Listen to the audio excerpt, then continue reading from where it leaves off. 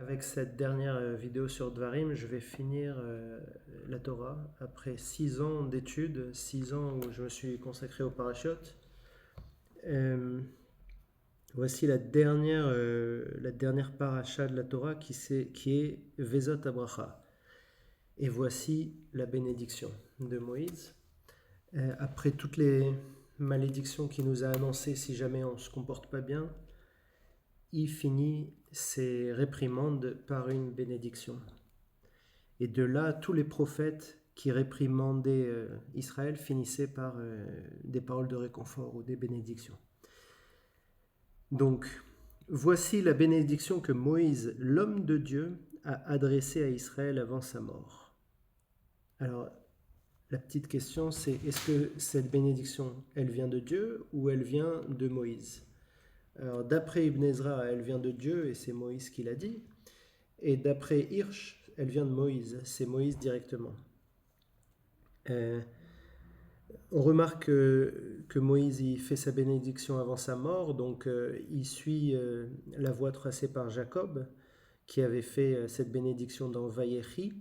Vayechi, il avait béni les 12 tribus, et vous allez voir que il y a soit une continuation de cette bénédiction, soit un changement, soit une opposition à cette bénédiction de Jacob, et ça prendrait une vidéo intéressante de comparer la bénédiction de Vayechi de Jacob et la bénédiction de Moshe.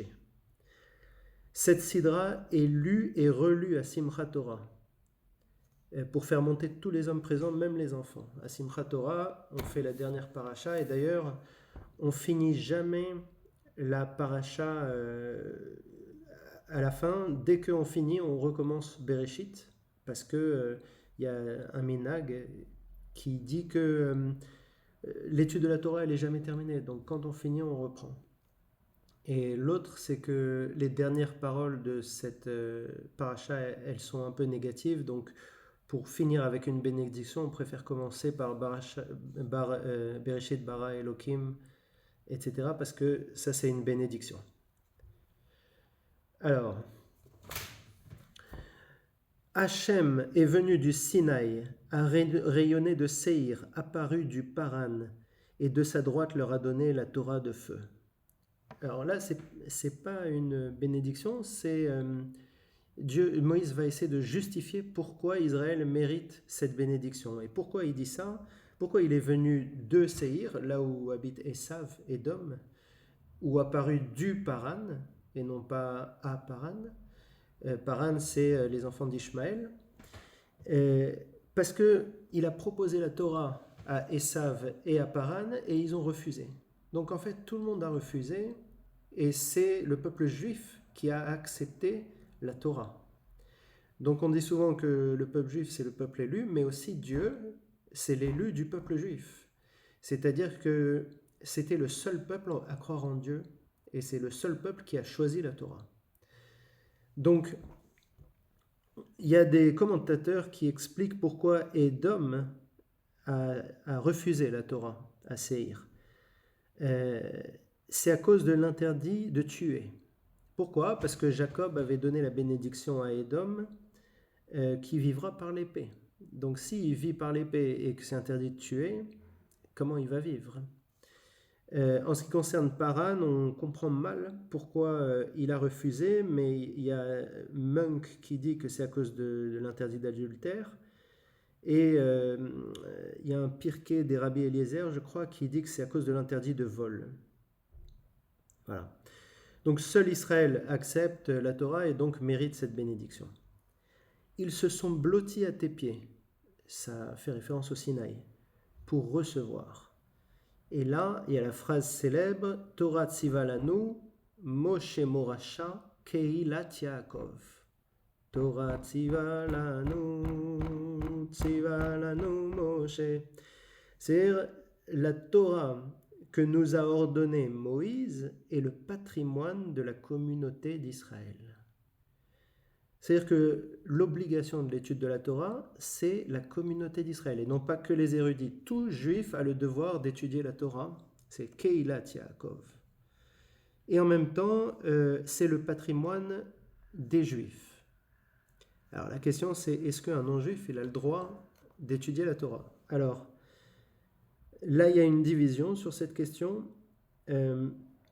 Rav Yochanan, dans Sanhedrin 59.2, il dit qu'un idolâtre qui étudie la Torah, il mérite la mort. Et juste après, 59.4, Rabbi Meir, il dit non, il mérite de vivre. Pourquoi ? Parce que dans le Lévitique 13.5, il est marqué l'homme qui accomplira, etc., vivra par eux. Il y a marqué l'homme, il n'y a pas marqué le juif. Du coup, Rav Meir, il pense que n'importe qui étudie la Torah peut vivre. Maintenant, comme c'est deux rabbins très importants, Yochanan et Meir, et que c'est la même époque, on essaye de les réconcilier, on essaye de voir en quoi ils ont tous les deux raison. Alors il y a une très longue étude que je ne vais pas rentrer dedans, mais grosso modo, il y a une des solutions, c'est que si jamais on est dans un pays, par exemple, où les juifs sont en danger, où ils sont persécutés, il y a interdiction d'enseigner la Torah à des non-juifs, parce qu'ils peuvent l'utiliser contre nous. Par contre, si tout est en paix, tout est calme, on peut enseigner la Torah aux non-juifs parce que on peut les élever comme ça. Et puis, en dehors de ça, tout le monde est d'accord que les non-juifs peuvent étudier les 7 lois noachides. Ça, personne ne contredit ça. 7 lois noachides, c'est les lois pour les non-juifs qui croient en la Torah. Alors, il est devenu roi de Yeshurun. Yeshurun, c'est encore ce nom qu'on donne à Israël quand il est droit, Yeshurun. Le roi de Yeshurun, qui c'est ? Est-ce que c'est Dieu, comme le disent la plupart des commentateurs ? Est-ce que c'est Moïse, comme le disent le Midrash et Ibn Ezra ? Ou est-ce que c'est la Torah qui est devenue roi de Yeshurun, comme le dit Rabbi Yehuda Halevi ? Ensuite s'ensuit la bénédiction, tribu par tribu. Alors, l'ordre de ces tribus, on essaye de trouver vous allez voir, on essaye de trouver une logique à cet ordre, mais il faut savoir que c'est possible que ce soit aussi l'ordre géographique, parce qu'il part par le sud et il remonte vers le nord. Il fait un tour, il part par l'est, ensuite sud, etc. Mais il y a peut-être une logique aussi dans cette liste, même si de temps en temps il y a des surprises. Alors, Ruben, Réhouven, le premier fils, que tu vives et ne meurs pas. C'est quoi cette bénédiction ? Réhouven, il a péché. Il n'y a pas de question sur ça avec Bila, la femme de son père. Il a dérangé sa couche. Malgré ton péché, sois pardonné ici et dans le monde futur. C'est pour ça qu'il y a marqué que tu vives et ne meurs pas. On parle de Ruben et ensuite Judas en premier parce que c'est les deux qui se sont repentis, d'après Sota 7b. Donc, que tu vives et ne meurs pas, c'est vraiment la bénédiction minimum.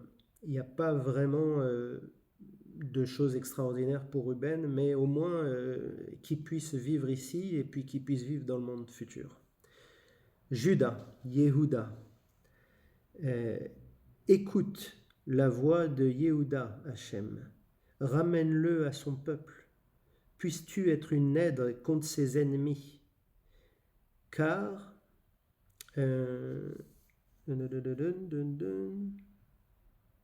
voilà, c'est tout. J'ai fait un résumé de la bénédiction, peut-être qu'elle est un peu plus longue, mais voilà, c'est cette partie qui est intéressante. Écoute la voix de Judas Hachem. On dirait que c'est une bénédiction. C'est pas que ta voix ça va écouter, c'est écoute la voix de Judas Hachem. Et écoute, ça se dit Shema en hébreu, et il y a une allusion à Shimon, parce qu'on va voir Shimon et Tomi dans les bénédictions. Alors on pense que Shimon, en fait, elle est inclue dans la bénédiction de Judas, parce que Judas est en train de prier Dieu pour Shimon, qui ne s'est pas repenti. Shimon, qui a été réprimandé par Jacob, on l'avait vu, il avait réprimandé Lévi et Shimon en même temps, il avait dit « Maudite soit votre colère, mon nom ne s'associe pas à votre union, etc. » Shimon ne s'est pas repenti. Il a continué à faire des péchés et Moïse, paraît-il, a un ressentiment d'ailleurs à cause de, c'est Rashi qui dit ça, à cause du péché qu'il a fait à Baal Péor, où Zimri a couché avec une princesse madianite et sous les applaudissements de la tribu de Shimon. Donc Shimon ne s'est pas repenti, malgré la réprimande. Donc Judas, il prie pour Shimon. Et d'ailleurs, Shimon va se retrouver dans le territoire de Juda. Il va être éparpillé dans le territoire de Juda. Pourquoi? Parce que Judas c'est le lion et Shimon c'est le taureau, et le taureau est calmé par le lion. Tout ça c'est très symbolique, n'est-ce pas? Mais il y a une autre réflexion de Ramban qui dit, voilà, on nommait Simon parce qu'on ne peut jamais bénir plus de 12 tribus. Or là, on va bénir Joseph, Éphraïm et Manassé séparément parce que Éphraïm, c'est de là que vient Josué, il faut bien parler de Josué. Donc, ça fera 12 si on enlève Shimon. Donc,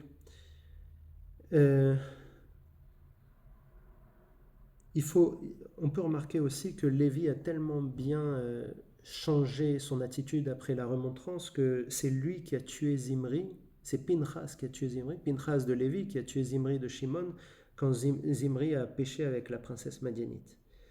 Donc Lévi a complètement changé son attitude.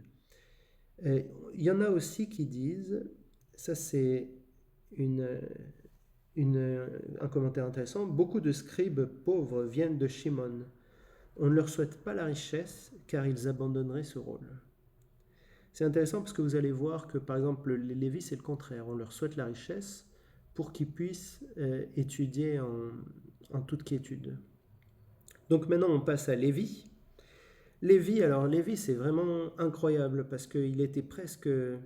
Il n'était pas maudit, mais sa colère était maudite et il n'avait pas vraiment de bénédiction chez Jacob. Et là, personnellement, je crois que c'est la meilleure bénédiction. Il y en a qui disent que ce n'est pas forcément lui la meilleure bénédiction. Pour moi, c'est la meilleure.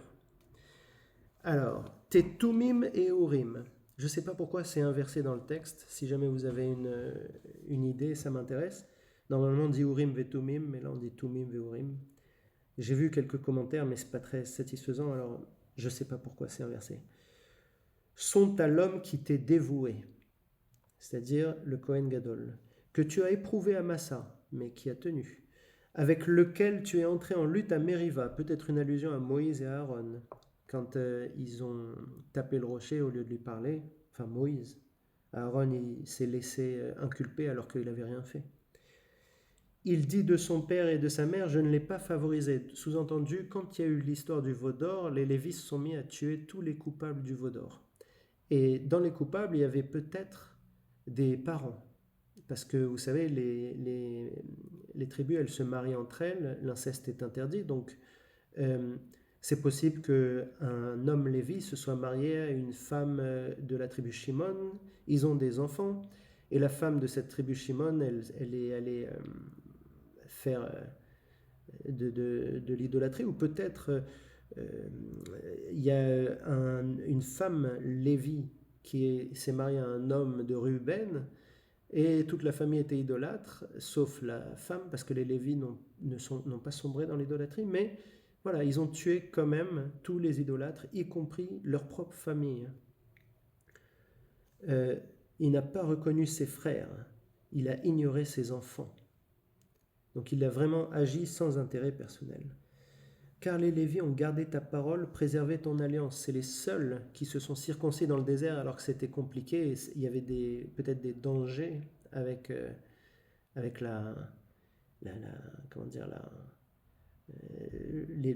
le climat du désert. La plupart des Juifs ne sont pas circoncis de peur de mettre en danger leurs enfants. Les Lévis, non, ils ont quand même circoncis quitte à être en danger. Et ils n'ont jamais été idolâtres en Égypte. Ils étaient séparés des Juifs qui étaient esclaves. Ils enseigneront ta Torah à Israël. Ils placeront les encens et les sacrifices, ceux qui s'occupent du temple. Bénis Hachem son bien et agrée l'œuvre de ses mains. C'est là qu'on dit il faut qu'il soit riche pour pouvoir être au service du peuple. D'ailleurs, un guide, il peut être influent que s'il est indépendant financièrement. Donc, c'est pour ça qu'on leur dit le contraire de Shimon, là, il faut qu'ils soient riches. Parce que s'ils sont riches, ils ne vont pas abandonner leur rôle. S'ils sont pauvres, ils risquent d'abandonner leur rôle ou de mal faire leur rôle. Et là, il y a beaucoup mieux que Judas, qui est juste une aide contre ses ennemis. Là, c'est brise les reins de ses oppresseurs et de ses ennemis, qu'ils ne puissent se relever. Ça, c'est vraiment très fort. C'est-à-dire, ils n'ont même pas besoin de faire quoi que ce soit, les Lévites. Ils vont briser leurs oppresseurs et leurs oppresseurs ne pourront pas se relever. C'est vraiment très, très dangereux de s'attaquer aux Lévites. Il y a l'exemple de Korah, qui voulait prendre le sacerdoce des Lévites, même si lui-même est Lévi. Effectivement, il a voulu prendre le sacerdoce et il a disparu dans la terre. Et ensuite, il y a les Grecs contre les Maccabées. On sait que les Grecs séleucides étaient très nombreux et les Maccabées étaient peu nombreux. Ça ne les a pas empêchés de tuer les Grecs et de les faire... si vous connaissez l'histoire des Grecs, les Grecs ont commencé à décliner à partir de cette guerre et ils ont disparu au profit des Romains. Ensuite, la tribu Benjamin. Alors Benjamin, c'est le dernier des fils, mais c'est le deuxième de Rachel. Alors pourquoi il passe avant Joseph? Ça c'est intéressant, on va en parler. Bien-aimé Hachem qui demeure en sécurité auprès de lui, premier temple. Il plane sur lui, deuxième temple. Demeure entre ses épaules, troisième temple. C'est des allusions. Il demeure en sécurité auprès de lui et après il plane sur lui parce que lors du deuxième temple, la Shérina est partie du temple. Il faut savoir que le temple est sur le territoire de Benjamin. Jérusalem, c'est chez Benjamin, c'est une enclave dans Juda. Ensuite, demeure sur ses épaules, c'est-à-dire que dans le troisième temple, la Shérina, elle reviendra. Et surtout, Jérusalem n'est pas la plus haute des collines, comme c'était la tradition chez les idolâtres. Et donc, on imagine épaule, tête, épaule. Voilà, c'est pas sur la tête. C'est entre les épaules. Et ça fait référence au fait que Jacob s'appuyait sur les épaules de Benjamin. Vous savez qu'il boitait, Jacob, depuis son combat avec l'ange, qui lui a donné son nom Israël d'ailleurs. Ramban, il dit, alors pourquoi je dis ça? Je vais en parler plus tard. Juste un résumé des mérites de Benjamin. Il est né en Israël, c'est le seul. Il n'a pas vendu Joseph, il n'était pas né. Il ne s'est pas agenouillé devant Ésav, il n'était pas né. Et il a réconforté Jacob. Donc c'est pour ça que Jérusalem s'est préféré à Shilo. Shilo, c'est dans le territoire de Joseph. C'est pour ça que Benjamin passe avant Joseph. Ensuite,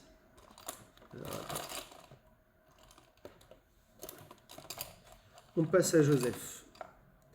Alors, béni est sa terre, délice des récoltes, faveur de Dieu. Ça, on parle de la terre fertile qui produit tout. C'est dans Sifré 353, car il a résisté à la femme de Potiphar. En gros, ça veut dire qu'il va être riche. Joseph est riche. Couronne de celui qui fut séparé de ses frères, puissant son taureau qui sera son souverain. Majesté et gloire comme le bois du réem. Réem, c'est un animal dont on a parlé dans Nombre 23-22 avec des belles cornes. Il encornera toutes les nations ensemble aux confins du pays. Ce sont les miracles d'Éphraïm, les milliers de Manassé. Alors ça pouvait vouloir dire qu'ils se multiplient, ils deviennent très nombreux, Éphraïm et Manassé.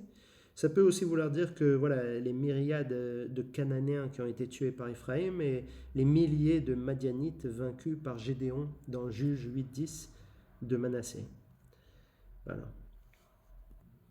On note que le taureau est fort et le réem est beau, mais pas fort. Le taureau n'a pas des belles cornes, mais le réem a des belles cornes. Donc on dit puissant son taureau, on prend la force du taureau, majesté et gloire du réem, on prend la beauté du réem. Les Joseph sont beaux. Aussi, ce que j'ai remis à plus tard, c'est le commentaire de Ramban, Nachmanide, qui dit qu'un Messie d'Éphraïm délivrera les 10 tribus perdues 45 jours ou 45 années avant le Messie de Juda. Donc quand on voit un Messie d'Éphraïm, il y a 2 Messies en fait. Les gens croient qu'il n'y a qu'un seul Messie, il y en a 2. Il y en a un pour les 10 tribus perdues et un pour Yehuda. Je crois Non, mais les Éthiopiens, c'est pas une tribu perdue. C'est des descendants de la reine de Saba. Mais ils sont venus dans les années 80, donc à 45 ans, ça aurait pu. Si c'était eux, les tribus perdues, ça aurait pu. Alors, maintenant, Zvouloun et Issachar. Zvouloun et Issachar, ils sont ensemble dans la bénédiction. Pourquoi encore Zvouloun avant Issachar? C'est toujours la même raison. Zvouloun, il subvient aux besoins de Issachar pour que Issachar puisse se concentrer sur l'étude de la Torah. Donc le fait de subvenir, c'est supérieur à le fait d'étudier.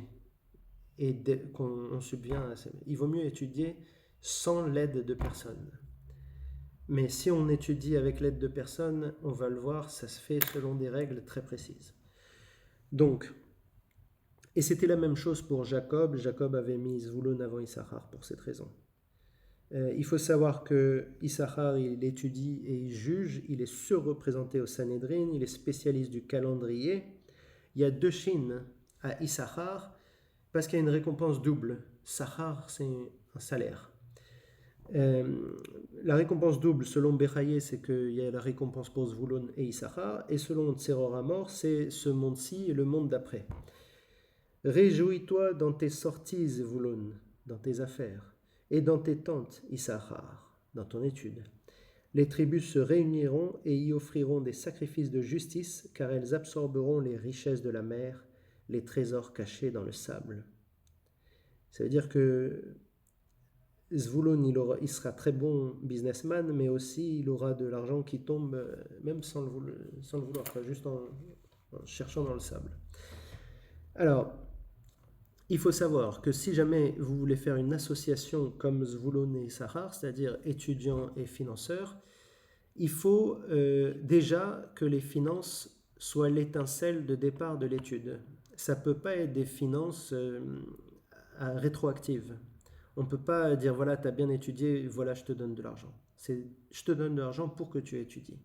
Ensuite, si l'étudiant, il peut, pour l'histoire de rétroactive, je vous donne la référence, c'est Shulchan Aruch Yoredea 246.1.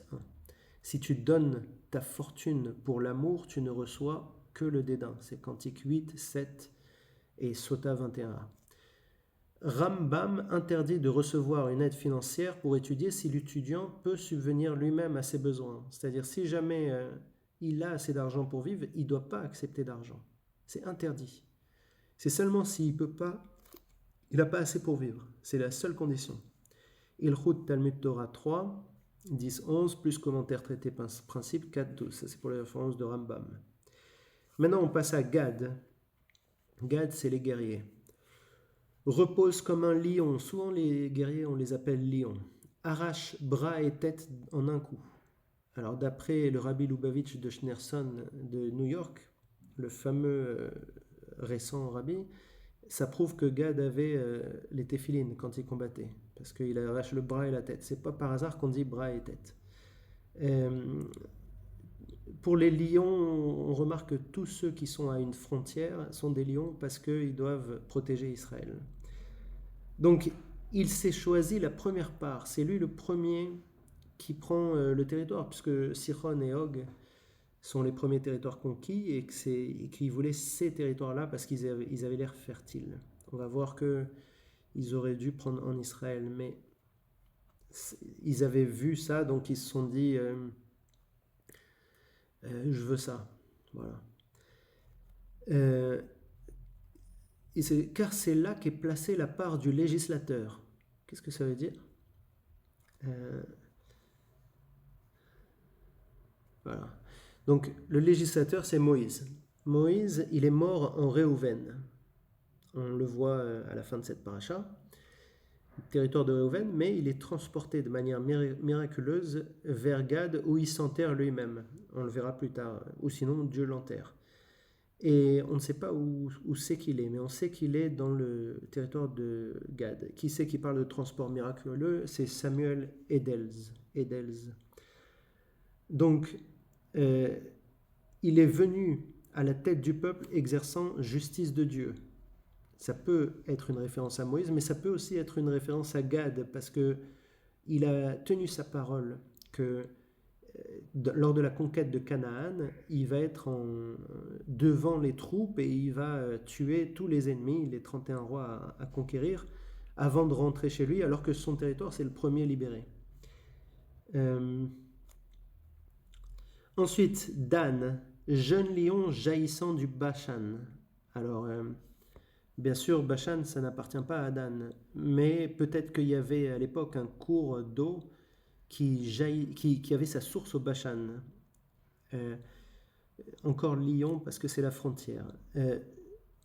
Il faut se rappeler qu'il avait parlé de serpent, Jacob, dans sa bénédiction pour Dan. C'était le serpent qui mordait le cavalier jusqu'à ce que le cavalier tombe. Mais le serpent, ça a une connotation de malédiction, puisqu'il y a l'histoire de Adam et Ève. Donc, Moïse, il change ça. Il veut pas de malédiction de péché originel, et donc il veut bien défendre la côte des pirates, donc il change le serpent en lion. Voilà. Il est le long de la Méditerranée, Dan. Le jeune lion jaillissant du Bashan, ça peut être aussi Samson qui fera partie de la tribu de Dan. Ensuite, Naphtali, rassasié d'agréments, comblé de bénédictions d'Hachem, ça veut dire territoire fertile, encore un qui va être riche, prend possession de la mer et de sa rive sud. C'est la rive sud du lac de Tibériade, Kinneret. Asher, béni parmi les fils. Alors, béni parmi les fils, on ne sait pas vraiment ce que ça veut dire. Rachid dit « je ne sais pas ». C'est la 77e fois et la dernière fois que Rachid dit « je ne sais pas » sur un commentaire du Chumash. Il faut rendre hommage à Rachid qui est le meilleur commentateur pour ce qui est du sens simple de ce qui est écrit. Qu'est-ce qu'on nous dit exactement, sans chichi, sans fantastique. Il essaye de comprendre exactement ce qui est écrit. Et de temps en temps, il a la modestie de dire « je ne sais pas ». Voilà. Là, pourquoi Asher, il y a marqué « béni parmi les fils », comment ça s'est réalisé? Je ne sais pas. Aimé de ses frères. Pourquoi? Parce qu'il a des produits délicieux, des filles belles qui deviennent des épouses de Cohen et de roi. On voit ça aussi dans Jacob, les filles belles de Asher. Je ne sais pas si c'est une bénédiction ou une malédiction, pour moi. C'est mon sentiment personnel. Il trempera ses pieds dans l'huile. Donc lui aussi, il est riche. Il est surtout spécialiste du luxe, on va dire. Que tes frontières soient scellées comme le fer et le cuivre. Alors cette partie, et que ta vieillesse soit comme ta jeunesse, ça peut être pour Asher, mais ça peut être après pour tout Israël, parce qu'il n'y a pas une limite claire de quand on parle de tout Israël. Là, on a fini les 12 tribus, maintenant on va parler de tout Israël. Donc que tes frontières soient scellées, on aurait tendance à dire que c'est pour Israël, comme le fer et le cuivre. Que ta vieillesse soit comme ta jeunesse aussi. Mais ça pourrait être aussi Asher, parce que la vieillesse comme la jeunesse, ça fait référence à son huile, et les frontières scellées comme le fer, parce que ils ont des guerriers vaillants au nord. Maintenant, qui c'est qui dit que c'est tout Israël? La plupart des commentateurs disent ça, c'est pour tout Israël, mais pour ceux qui disent que non, ça c'est pour Asher, c'est Ibn Ezra, Ramban et Da'at Zkenim. Donc on continue avec tout Israël maintenant, pour tout le monde. Nul n'est comme Dieu Yeshurun. Sous-entendu, Israël mérite le nom de Yeshurun et Dieu le sauvera si il mérite le nom de Yeshurun. Mais si Israël n'est pas droit, il ne peut pas s'appeler Yeshurun, donc Dieu ne sera pas incroyable pour eux. Il chevauche le ciel pour te secourir. Vers la demeure du Dieu immémorial et au-dessous se trouvent les puissants du monde. Il a chassé l'ennemi devant toi et a dit « détruis ». Israël résidera donc en sécurité, solitaire à l'image de Jacob, dans le pays du blé et du vin. Heureux es-tu Israël, qui est comme toi, peuple délivré par Hachem, bouclier de ton secours, qui est le glaive de ta grandeur. Dieu est le glaive de notre grandeur.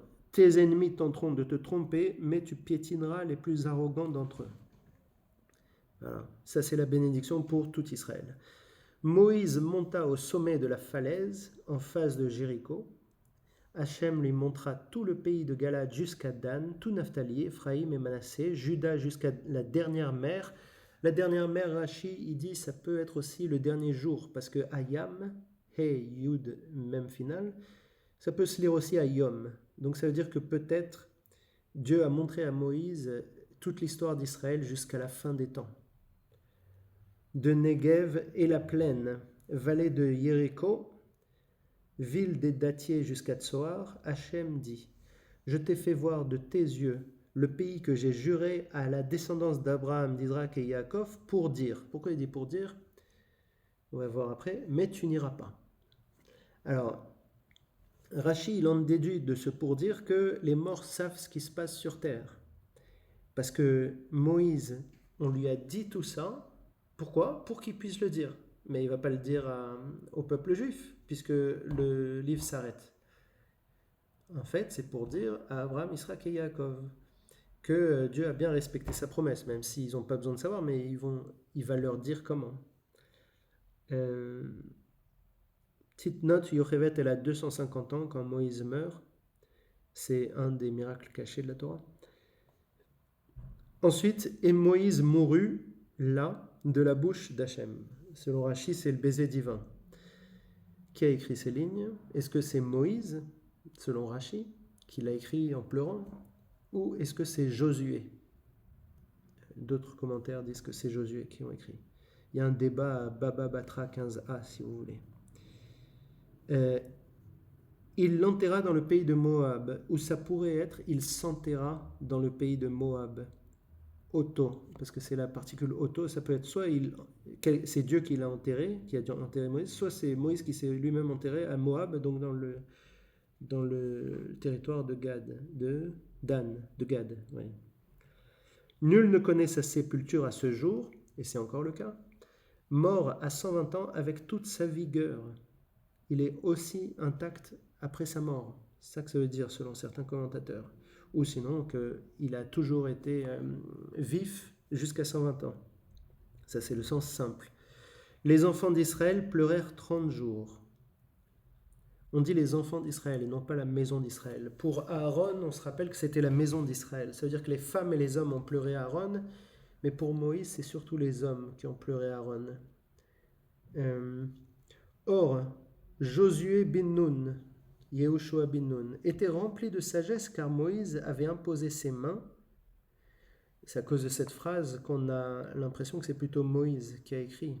Parce que Josué, il pourrait écrire ça parce que regardez la suite.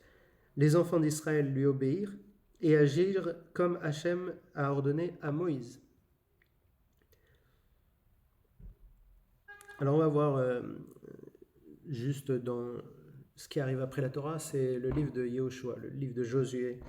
Et il y aura marqué là-bas en commentaire que le fait que Josué n'a pas posé de questions à la mort de Moïse, Moïse lui a demandé s'il avait des questions, il a dit « mais j'étais avec toi tout le temps, donc j'ai pas de questions ». Ça a attristé Moïse et à la mort de Moïse, Josué, il aurait oublié 3000 lois. 3000 lois. Selon le Yahavetz, Othniel ben Kanaz, qui était le premier juge, il a retrouvé toutes ces lois par exégèse. Ça donne une sorte de chaos dans la transmission. La transmission, comme si elle n'était pas parfaite, mais on dit qu'elle est parfaite quand même grâce à cette histoire. Plus jamais ne s'éleva en Israël un prophète comme Moïse que Hachem a connu face à face. Ça, c'est un des principes de foi de Rambam. C'est le 7e principe de foi. On n'a pas le droit de croire qu'il y aura un prophète comme Moïse en Israël. Il y en a qui disent que Bilam était un prophète supérieur à Moïse, mais il n'était pas en Israël, il était chez les nations. Pourquoi? Parce que Bilam, c'est lui qui imposait le sujet de conversation à Dieu, alors que Moïse, il subissait le sujet que Dieu lui imposait, pour la plupart du temps.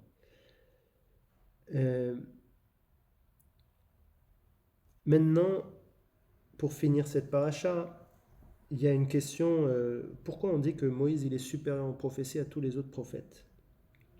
Et là, il y a quelque chose d'intéressant. Un Rambam, lui, dit, il a fait des miracles devant ses adversaires et devant les siens. C'est-à-dire en Égypte, il a fait des miracles et aussi devant les Juifs. Et c'est le seul qui a fait ça. Ramban, lui, il dit, parce que ces miracles durent longtemps. Par exemple, il y a des miracles qui ont duré 40 ans dans le désert. Et Ramban, Nachmanide, qui arrive, je crois, 100 ans après Rambam, il ajoute une interprétation kabbalistique. L'interprétation kabbalistique, elle vient du Ritva, dans Sefer HaZikaron, et dit les prophéties sont claires chez Moïse, alors qu'elles sont elliptiques chez les prophètes, et les prophètes, ils ont besoin d'interpréter. Mais ce qui est intéressant, c'est pas ça. Ce qui est intéressant, c'est que Ramban, il dit que Rambam a ignoré cette interprétation. Soit qu'il ne la connaissait pas, soit qu'il ne lui a pas accordé de crédit. Et grâce à ce genre de citation de Nachmanide, on peut croire que Rambam ne croyait pas au Zohar, ne croyait pas à la Kabbale. Et c'est pour ça qu'il y a en ce moment une division chez les Juifs, voilà, il y a certains religieux qui croient en le Zohar et certains autres qui ne croient pas au Zohar. Mais voilà, il a connu, donc Moïse a connu Hachem face à face et on parle de la terreur que Moïse a inspirée. Ça, c'est un peu négatif, donc il faut tout de suite revenir à Bereshit pour finir par une bénédiction. Et pour Bereshit, ce que j'ai envie de dire, c'est que dans Bereshit, il y a comment dire, il y a dans les 5 premiers versets, il y a marqué 5 fois le mot lumière. 5 fois le mot lumière, parce qu'il y a 5 livres de la Torah. Sous-entendu, on aurait pu croire que le Deutéronome il est moins important que les autres livres, puisqu'après tout, le Deutéronome a été écrit par Moïse et non pas par Dieu. Eh ben non, il y a 5 livres de la Torah et on ne peut pas les séparer. Donc, au commencement de la création par Dieu des cieux et de la terre, alors que la terre était étonnamment vide, avec l'obscurité sur la surface de l'abîme, et que le souffle de Dieu planait au-dessus de la surface des eaux, Dieu dit que la lumière soit. Ça, c'est Bereshit. Et la lumière fut. Ça, c'est l'Exode. On voit que le peuple est dans l'obscurité, en esclavage, et puis tout d'un coup, ils sont libérés, que la lumière fut. Dieu vit que la lumière était bonne, ça c'est le Lévitique et toutes les lois sur les Cohen et comment être un peuple saint. Le choix du peuple juif, pourquoi on est choisi. Dieu fit une séparation entre la lumière et l'obscurité, ça c'est Bamidbar. C'est le choix du peuple juif et en même temps les lois qu'il faut observer et les choses qu'il faut abandonner, comme par exemple l'inceste. On sait qu'en Égypte antique, l'inceste était très répandu, et d'ailleurs même les parents de Moïse et Aaron et Myriam, ils étaient une tante et un neveu. Donc il fallait qu'ils se séparent et qu'ils se marient avec des autres. Alors imaginez comme ça a dû être dur. Si jamais on est amoureux de sa sœur, à l'époque c'était normal, c'était accepté, et puis tout d'un coup on dit on doit se séparer et la voir se marier avec quelqu'un d'autre et nous se marier avec quelqu'un d'autre. Voilà, c'est ça que on change. Voilà, on sépare la lumière et l'obscurité. Maintenant les juifs ne doivent plus être comme les autres. C'est Bamidbar. Dieu appela la lumière jour et l'obscurité il appela la nuit, et ce fut le soir, le matin, un jour. Il appela la lumière jour. On peut commencer l'histoire, ça c'est le Deutéronome, c'est Moïse qui récapitule toute la Torah, toutes les lois, et qui souhaite bonne chance au peuple juif qui va maintenant voler de ses propres ailes. Voilà, on finit avec Bereshit parce qu'il ne faut pas finir avec la fin de Vezot HaBracha. Eh bien, ça a été extraordinaire pour moi de pouvoir étudier toute la Torah en 6 ans, avec tous les commentaires qui me tombaient sous la main, avec beaucoup de livres. Et maintenant, je vais sans doute me consacrer à ce qu'on appelle le Nach, les Nevim et les Ktuvim. D'abord les Nevim et ensuite les Ktuvim. Et en parallèle, la Mishnah, c'est-à-dire la Torah orale. Et après, j'aurai une connaissance générale de ce que c'est être juif, de ce que c'est le judaïsme. Ce qu'il faut retenir, c'est répété beaucoup de fois dans la Torah qu'il faut étudier la Torah, c'est une obligation. Voilà, quand on est juif, on a toute une vie, on peut consacrer quelques années à l'étude de la Torah puisque c'est notre identité. Et puis surtout, c'est un commandement divin, c'est ce que Dieu attend de nous. Donc, il n'y a pas de raison de ne pas le faire. C'est pas un sacrifice. Ça peut paraître dur de temps en temps, mais c'est que du bonheur, puisque ça nous permet de mieux comprendre qu'est-ce que c'est être juif, de mieux savoir d'où on vient et de donner un sens à sa vie, et de donner un sens à son existence, et aussi de tester Dieu. On peut essayer de tester les vérités qu'on trouve dans tous ces livres et voir si on y croit ou on n'y croit pas, ou si on peut se faire une propre opinion, une propre personnalité autour de ça. Voilà, bon, ben je vous dis au revoir et bon Simchat Torah. Je fais cette vidéo entre le Shabbat et le Kippour, donc c'est un dimanche. Kippour c'est dimanche soir, ce soir et lundi. Et hier c'était Shabbat, donc voilà, c'est une bonne conclusion. Bonne étude.